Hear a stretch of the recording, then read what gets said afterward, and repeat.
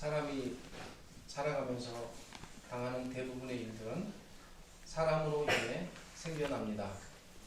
사람은 사람 때문에 기뻐하기도 하고 사람 때문에 슬퍼합니다.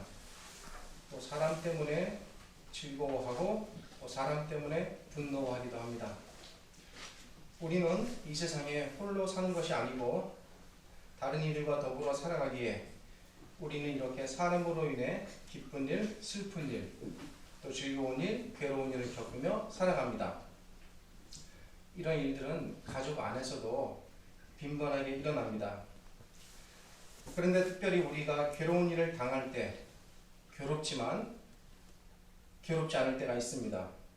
내가 당하는 괴로움으로 인해 내가 아끼고 소중히 여기는 누군가가 행복해진다면 그때는 그런 괴로움을 기꺼이 받아들일 수 있습니다. 그러한 예들은 우리 주변에 너무나도 많이 있지만 예를 들어 새벽부터 밤늦게까지 쉬지 않고 일하는 것은 분명 괴롭고 힘든 일이지만 부모는 자녀를 위해 기꺼이 자신들의 괴로움을 참아가며 희생하는 삶을 살아갑니다. 이때 부모는 힘들고 괴롭지만 자녀의 행복과 유익을 위해 기꺼이 자신의 괴로움을 즐거움으로 받아들입니다. 부모가 자녀를 아끼고 사랑하기에 자신이 겪는 괴로움을 괴롭다 하지 아니하고 오히려 즐거움으로 받아들이듯 바울은 지금 그런 심정으로 사랑하는 골로새 교회에게 편지를 쓰고 있습니다. 바울은 24절 앞부분에서 내가 이제 너희를 위하여 받는 괴로움을 기뻐한다 라고 말합니다. 우선 여기서 너희를 위하여 받는 괴로움, 이 말에 대해서 생각해 보아야 하겠습니다. 이 말은 바울이 골로새 교회를 위해 괴로움을 받고 있다라는 말입니다. 이 말은 바울이 골로새 교회 때문에 또 고난을 받고 있다라는 말이기도 합니다. 사람이 만약 다른 어떤 사람을 위해 괴로움을 받는다라고 할 때 이 말은 최소한 괴로움을 받는 사람과 또 그 사람으로 하여금 괴로움을 받게 하는 사람 사이에 어떤 직접적인 관계가 있기 때문에 일어날 수 있는 일입니다. 예를 들어 A라는 사람과 B라는 사람이 아무 일면식도 없는 모르는 사이라면 이 두 사람 사이에 괴로움을 주고 받는 이런 일이 일어날 수 없습니다. 이런 입장에서 생각해 볼 때 바울이 지금 골로새 교회를 위해 괴로움을 받는다라는 말이 사실은 좀 이해하기 힘든 말입니다. 왜냐하면 바울이 실제로 골로새 교회를 위해 괴로움을 받을 만큼 직접적인 관련이 없었기 때문입니다. 골로새 교회는 바울이 세운 교회도 아니었으며 또 바울이 골로새 교인들을 가르치거나 목회한 적도 없었습니다. 그런데 바울은 이 골로새 교회를 위해서 자기가 괴로움을 당하고 있다 이렇게 말합니다. 골로새 교회는 바울에 의해 복음을 받아들인 이방인 에바브라라는 사람에 의해 세워진 교회입니다. 당시 바울은 감옥에 갇혀있는 상태, 즉 괴로운 상태에 처해 있었습니다. 그런데 바울은 에바브라를 통해 골로새 교회의 소식을 듣고 자신이 당하는 이 괴로움이 골로새 교회를 위해 받는 괴로움이다 라고 편지를 써서 전하게 합니다. 바울이 이렇게 말할 수 있었던 근거 또는 이유는 무엇일까요? 그것은 비록 바울이 골로새 교회를 세우지 않았을지라도 바울이 골로새 교인들을 잘 알지 못하지만 그 교회가 그리스도의 피로 세워진 교회고 또 그 교회가 예수님을 믿는 믿음에 세워진 복음의 기초에 세워진 교회였기에 바울은 그리스도 안에서 자신과 골로새 교회가 한 가족이요 지친이라고 생각하는 것입니다. 내가 정말로 아끼는 사람이나 가족이 어려움을 당해 괴로워한다면 나도 함께 괴로워하며 그 괴로움에 동참하게 됩니다. 바울은 비록 골로새 교회를 직접 세우거나 목회하지 않았지만 그리스도 안에서 도저히 자신과 떼어낼 수 없는 한 가족이요 혈육이라고 생각했습니다. 이것이 바울이 받는 이 괴로움이 골로새 교회를 위한 것이다 라고 말할 수 있는 근거가 됩니다. 오늘 본문은 비록 짧은 두 구절이지만 바울이 골로새 교회를 위해 괴로움을 받고 있다라는 이 사실이 이 두 구절을 이해할 수 있는 중요한 시작점이 됩니다. 바울은 이 사실을 통해 중요한 사실을 전달합니다. 그것은 24절 뒷부분에 기록되어 있는 것처럼 그가 골로새 교회를 위해 받는 괴로움이 단순히 골로새 교회를 위한 것이다. 또 고통당한다. 여기서 말하는 것으로 멈추지 않고 여기서 더 나아가서 우리가 읽었듯이 그리스도의 남은 고난을 채우는 일이다라고 말합니다. 그래서 이제 우리가 좀 더 진도를 더 나아가서 이렇게까지 바울이 말하는 이 의미가 뭔지 여기에 대해서 우리가 좀 생각해 봐야 되겠습니다. 그리스도의 고난이란 우리 주님께서 이 땅에 오셔서 그분이 역사적으로 살아계시면서 받으셔야 했던 모든 고난을 총체적으로 의미하는 말입니다. 창조주이시며 하늘의 왕이시며 하나님이신 우리 주님께서 마땅히 하늘에서 만물의 영광을 받으시며 사심이 마땅한데 그분께서 미천하고 보잘것없는 우리와 똑같은 육체를 입고 이 땅에 오셨습니다. 한 나라의 제왕이 미천한 백성의 누더기를 걸쳤다면 그것이 곧 제왕의 수치요 괴로움인 것처럼 하늘의 왕이신 지극히 높으신 하나님께서 우리와 같은 몸을 입으셨다는 것은 이 사실 자체가 이미 우리 주님의 고난이 이 땅에서 시작됐음을 알려줍니다. 하늘에서는 아무런 육체적 제약이나 고통이나 괴로움을 받지 않으셨던 우리 주님께서 그 육체를 입으심으로 말미암아 거친 음식과 정해진 잠자리조차 없이 남는 옷을 걸치시고 지내셔야 했습니다. 주님께서는 육체이시기에 당하셔야 할 추위와 배고픔과 갈증과 피곤함과 아픔을 친히 당하셨습니다. 예수님께서 광야에서 40일간 굶주린 이 사건은 그분이 육체이시기에 당하셔야 했을 그 괴로움의 정도가 얼마나 극했는지를 가히 짐작해 주는 사건입니다. 이러한 고난의 삶을 우리 주님께서 30년 이상 사시고 예수님께서는 죽음을 받아들이시는 그 순간까지도 온갖 종류의 극심한 고난을 견디셔야 했습니다. 육체에 가해지는 매질과 고문, 그뿐 아니라 어떤 면에서 이보다 더 견디기 힘든 가진 자들의 조롱과 비웃음과 비아냥거림, 그리고 침뱉음까지도 모두 받아내셨습니다. 그리고 결국은 당시 사회에서 영원한 이방인이라는 추방되어야 마땅한 흉악한 죄인이라는 감당하기 힘든 오명을 뒤집어 쓰시고 사람들의 손가락질과 오해 속에 비참한 모습으로 죽으셨습니다. 우리 주님께서 이런 순환을 겪으셨습니다. 그런데 우리 주님께서 우리 같은 사람은 결코 견딜 수 없는 이런 말로 다 표현할 수 없는 모진 괴로움을 모두 다 참아내신 목적이 무엇입니까? 그것은 오직 한 가지, 자기가 사랑하는 자기 백성을 구원코자 하시기 위함입니다. 예수님께서 하나님께 드리시는 기도 가운데 잘 나타나는 것처럼 우리 주님은 하나님께서 자기에게 주시는 자를 하나도 잃지 않고 모두 구원해내시기 위해 이 모든 고난을 참아내시고 그리고 그 고난 속에 죽으신 것입니다. 물론 이러한 모든 일들은 우리가 너무나 잘 아는 내용입니다. 주님께서 결국 자신이 그렇게 원하셨던 것처럼 자기의 모든 백성을 사탄의 영원한 저주와 사망에서 이 고난을 통해 건져내셨습니다. 24절에 기록된 그리스도의 고난이란 이렇게 우리 주님께서 자기 백성을 구원해내시기 위해 그분께서 받으셨던 역사적인 순환 과정 전체를 가리키는 포괄적인 표현입니다. 이렇게 예수님께서는 고난을 통해 자기 백성을 건져내셨습니다.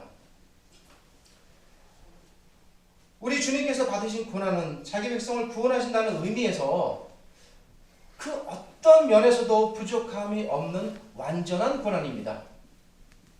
주님께서는 자신이 받으신 고난으로 모든 자기 백성을 하나도 빠짐없이 다 구원해내셨습니다. 그리고 그 구원은 완전한 구원입니다. 주님께서 구원을 이루시기 위해 받으셔야 할 고난은 더 이상 아무것도 남아있지 않습니다. 주님께서는 더 고난 받으실 필요가 없습니다.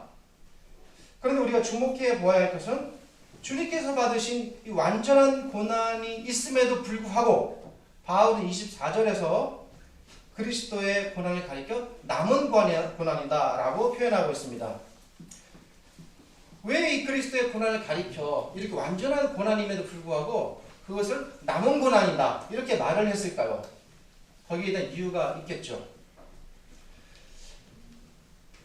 앞에서 방금 말씀드렸듯이 이 말이 그리스도께서 받으신 고난이 구원을 이루기에 부족하다거나 뭔가 더 받아야 할 그 어떤 고난이 남아있다? 그런 말 당연히 아닙니다. 그리스도의 고난이 덜 완성되어서 마치 그 옛날 중세 수도사들이 행했던 것처럼 고행을 한다거나 여기에 각종 선행을 더 쌓아야 한다거나 어떤 공로를 더 해야 한다거나 천주교에서 주장하는 것처럼 성상을 숭배하고 충성스러운 미사를 드려야 한다거나 이런 것 전혀 아닙니다. 예수님께서는 이 땅의 삶과 십자가에서의 순환을 통해 하나님께서 원하시는 모든 요구를 완전히 만족시켜드렸습니다. 하나님의 요구는 끝났습니다. 더 이상 하나님께서는 구원을 위해 어떠한 고난도 요구하지 않으십니다. 그럼에도 불구하고 바울이 이렇게 이 고난을 가리켜 남아있다라고 말한 이유는 무엇일까요? 우리는 바울이 이렇게 말한 이유를 예수님께서 고난을 받으시고 죽임을 당하시던 당시 상황을 좀 추억해 봄으로써 알 수 있습니다. 우리가 알듯이 당시 유대인들은 참으로 지독히도 예수님을 증오하고 미워했습니다. 그들은 아무런 납득할 만한 이유나 타당한 근거 없이 자신들의 유익과 어떤 종교적 그리고 정치적인 만족을 위해 자신들의 논리로 예수님을 미워했습니다. 그들은 예수님께서 행하시는 모든 일들과 모든 가르침을 부정하고 거절했습니다. 예수님께서 사람들과 식사하는 것, 안식일에 병자를 고치시는 것, 하나님 나라에 관해 가르치신 것 모두를 부정했습니다. 그들은 예수님께서 행하시는 것이면 무조건이라고 말하실 만큼 귀를 막고 눈을 감고 예수님을 증오하고 반대했습니다. 그들은 심지어 예수님께서 자신의 생각을 논리적으로 조목조목 반대하셔서 자기들이 아무 할 말이 없게 되자 무작정 예수님께 아무 이유 없이 폭력을 휘둘러 죽이려고까지 했습니다. 그들은 병자를 고치시는 예수님을 보고 심지어 귀신의 왕의 힘을 빌려 병을 고친다라는 궤변을 늘어놓기까지도 했습니다. 바리새인과 서기관을 필두로 하는 이러한 유대인 종교 집단들은 참으로 집요했습니다. 그들은 정말 지독하게도 예수님을 미워했고 죽일 궁리를 했고 그 일을 포기하지 않았습니다. 그리고 그들은 마침내 그들이 그렇게 원하던 대로 자신들의 목적을 달성했습니다. 그들은 자신들이 그렇게 간절히 원했던 대로 마침내 예수님을 가장 처참한 십자가에 달아 죽이는 일에 성공했습니다. 아마 그들은 예수님을 십자가에 못 박던 날 자신들이 이룬 승리감에 도취돼 잠을 이루지 못했을 것입니다. 그들이 그 일을 얼마나 간절히 원했고 얼마나 오랫동안 노력했고 얼마나 소원했습니까? 어쩌면 그들은 그날 저녁 늦게까지 동료들과 자신들이 이룬 성과를 서로 자찬하면서 술잔을 기울이고 잔치를 벌였을지 몰랐을 것입니다. 그런데 문제는 그 다음에 생기기 시작했습니다. 자신들의 일이 완전히 성공한 줄만 알았던 유대인 종교 집단들은 예상치 않은 일에 그만 당황하기 시작합니다. 그것은 자기들이 죽임으로써 끝났다고 생각한 그 예수님께서 살아나셨다는 소문이 들리기 때문입니다. 당시 사람들의 생각과 관점에서 볼 때 사람이 죽었다 살아나는 것, 즉 그리스도께서 부활하셨다는 이 사건은 세상을 깜짝 놀라게 할 경천동지할 사건입니다. 예수님께서 부활하신 것이 사실이라면 그들이 지금까지 주장했던 모든 주장과 가르침과 행동은 전부 거짓이 되고 마는 것입니다. 지금 이 글을 쓰고 있는 이 바울 자신도 바로 이 지점에서 무너졌기 때문에 결국 돌아서게 된 것입니다. 그리스도의 부활 소식을 접한 유대인 무리들은 자신들에게 닥친 일을 해결하고 문제를 수습하기 위해 오직 한 가지 일에 집중했습니다. 그것은 어떠한 수단과 방법을 동원해서라도 그리스도의 부활을 거짓으로 꾸며내고, 그리고 이 그리스도의 부활을 주장하거나 믿거나 동조하는 사람은 모두 잡아들이고 가두고 죽임으로써 이 부활을 세상에서 없는 일로 만드는 것입니다. 그래 결국 그리스도의 죽으심으로 인해 잠시 주춤했던, 그리스도께 향했던 유대인들의 공격과 핍박은 이 그리스도의 부활 사건을 통해 다시 재개되기 시작합니다.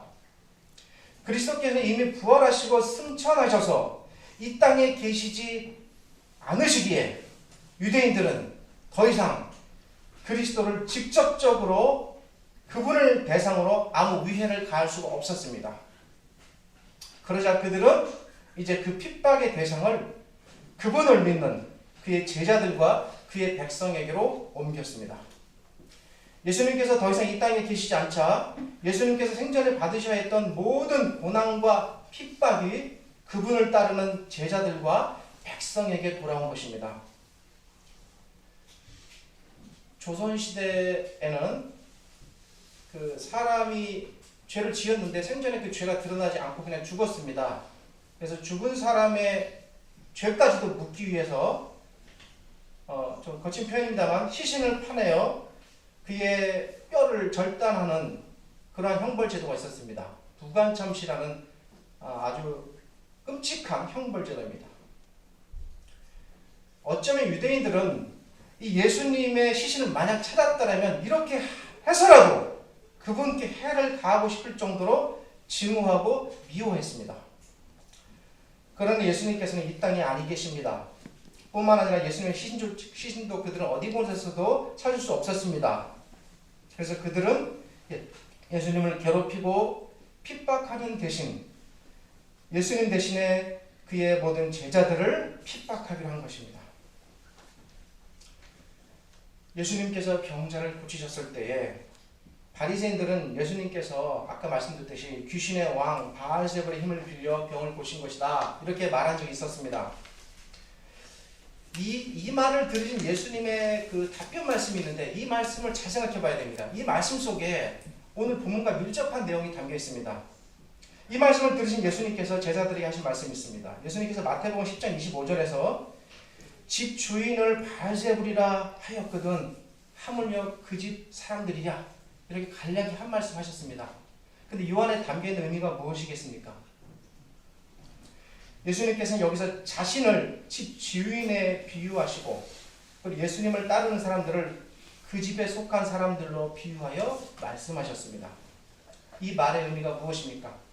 이 말은 만약 바리새인들이 예수님을 바알세불이라고 말하였다면 그들이 예수님을 따르는 힘없고 연약한 자들은 얼마나 더 가혹하게 핍박하고 괴롭힐 것인가를 알려주는 간접적인 표현입니다.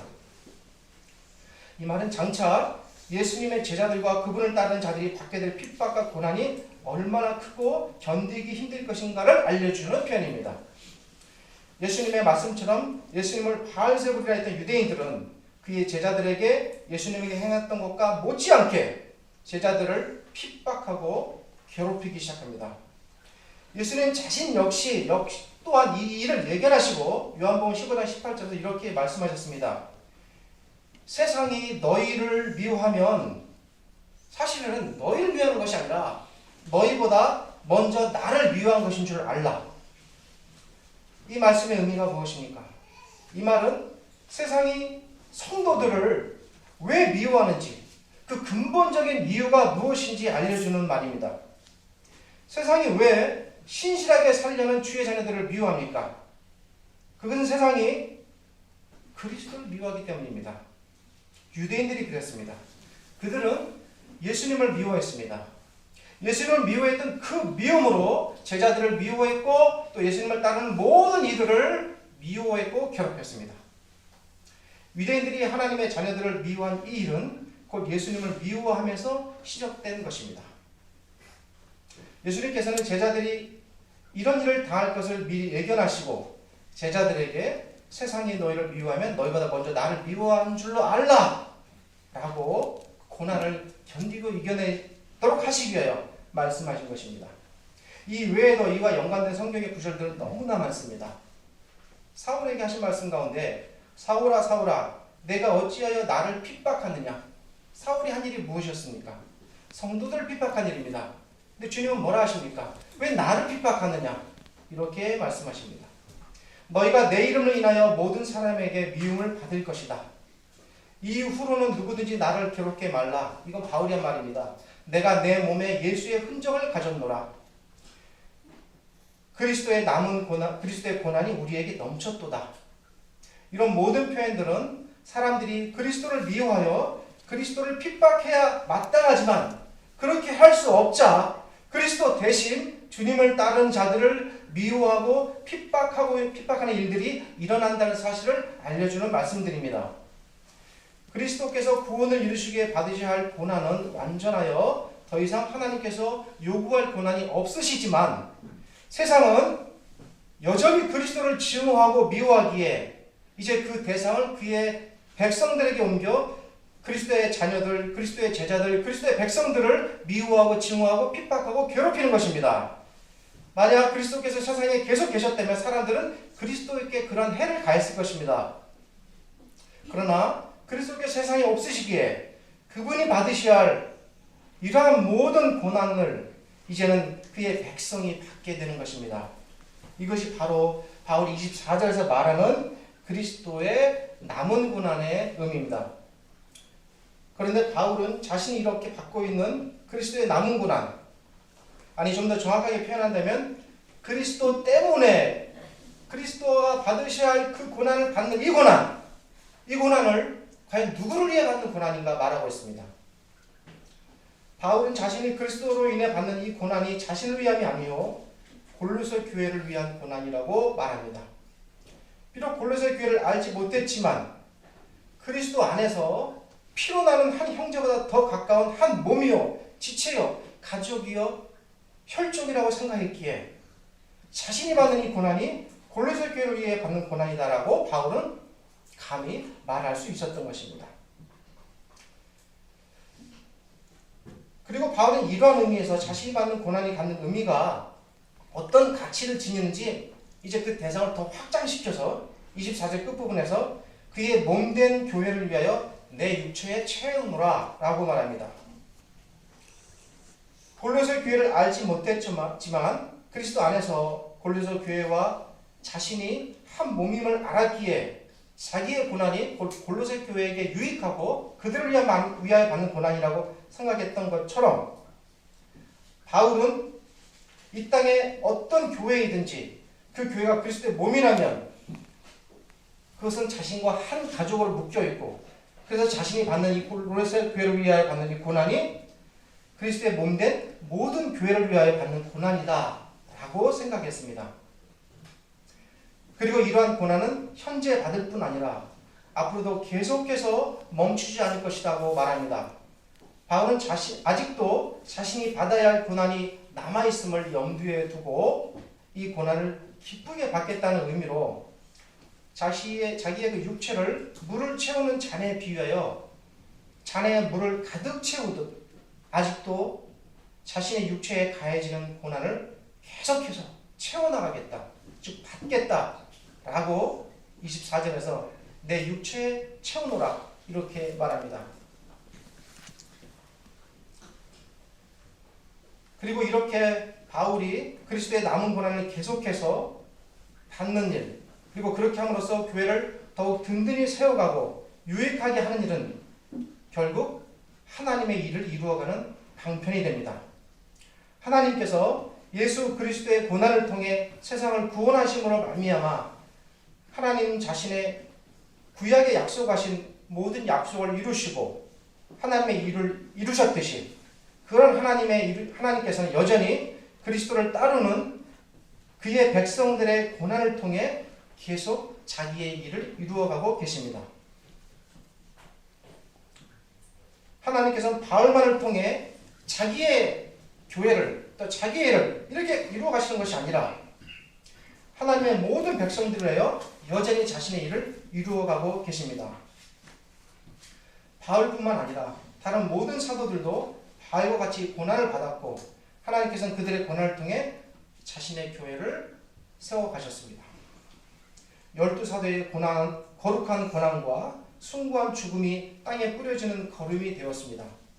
하나님께서는 이런 고난의 희생들을 통해 교회를 싹트게 하셨고 번성케 하셨으며 마침내 온 세상에 하나님의 교회를 가득 채우는 자기의 경륜을 이루셨습니다.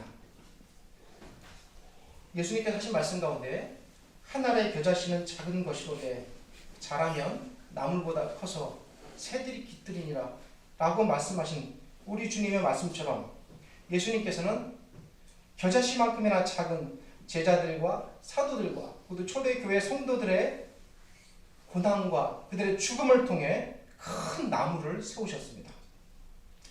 뿐만 아니라 하나님께서는 초대교회 모든 성도들 그리고 중세의 종교적인 암흑기에 믿음을 위해 싸운 우리가 잘 아는 루터와 칼빈과 같은 우리 믿음의 선배님들 그리고 우리가 아는 조선시대 때 신유박해라는 것이 있었습니다. 그 당시에 죽어가신 무수한 믿음의 선배들 이런 분들을 통해 자신의 교회를 세우시고 그 복음을 우리에게까지 이르게 하셨습니다. 만약 우리 선조들의 피와 땀의 노력과 희생이 없었다면 어쩌면 오늘도 우리는 하나님을 모른 채 암흑 속에 살고 있을지 모릅니다. 성도가 믿음을 위해 당하는 모든 고난은 교회를 위해 참으로 유익한 고난입니다. 교회는 성도들의 숭고한 고난을 먹고 그것을 자양분으로 해서 태어납니다. 이렇게 고난을 통해 태동한 교회는 역시 고난을 통해 자라고 고난을 통해 건강해지고 강해집니다. 어머니가 고통 중에 자녀를 출산하고 수고하며 키우듯 하나님께서는 성도들의 아픔과 고통을 통해 자신의 교회를 세우시고 또 자라가게 하십니다. 바로 이러한 사실을 잘 알았기에 바울은 자신이 비록 고난을 받으나 그 고난이 교회를 위하여 참으로 유익하다는 것을 깨달았기에 기쁘고 감사하다라고 고백한 것입니다. 이런 고난을 기쁘게 받아들인 바울은 여기서 더 나아가 아까도 인용하여 말씀드렸습니다만 내가 예수의 흔적을 가졌노라 라고 말합니다. 바울이 말하는 예수님의 흔적이란 무엇입니까? 그것은 예수님의 고난의 흔적입니다. 이 흔적은 오직 예수님 때문에 받는 그 고난 때문에 고난을 받는 자만이 새겨질 수 있는 흔적입니다. 바울은 자신의 육체에 살이 깎이고 뼈를 찌르는 고통이 가해졌지만 이 고난들은 예수님의 흔적을 자기 몸에 새긴 일이라 생각했습니다. 그래서 이렇게 예수님의 흔적을 몸에 깊이 새기면 새길수록 몸이 아프고 뼈가 쑤시지만 자신의 이 아픔 때문에 교회가 유익하고 건강해지고 세워지고 번성한다라고 생각했습니다. 우리가 만약 믿음 때문에 숭고한 고난들을 감당해낸다면 사실 그것은 분명 아프고 힘든 일입니다. 그러나 우리가 힘을 낼 수 있는 것은 우리가 받는 고난을 통해 교회가 강해진다는 사실입니다. 이러한 고난이 우리 몸에 예수님의 흔적을 새기는 일이 됩니다. 고난은 분명 아프고 괴로운 일입니다.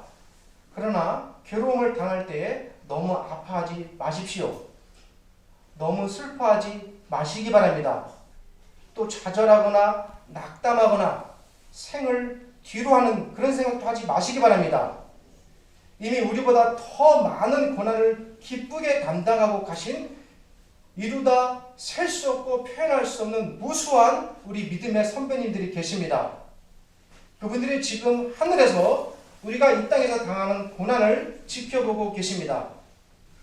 만약 우리도 이 믿음 때문에 이런 모든 고난들을 잘 견뎌내고 이 과정을 이겨내 간다면 우리도 언젠가는 우리들의 믿음의 선배님들처럼 저 하늘에서 우리로 인해 우리가 고난받은 이것으로 인해 이 땅에 태동한 교회들이 강하게 자라가고 번성하는 것을 우리도 하늘에서 바라보며 미소 짓고 감사하는 그런 일이 있을 것입니다. 기도하겠습니다.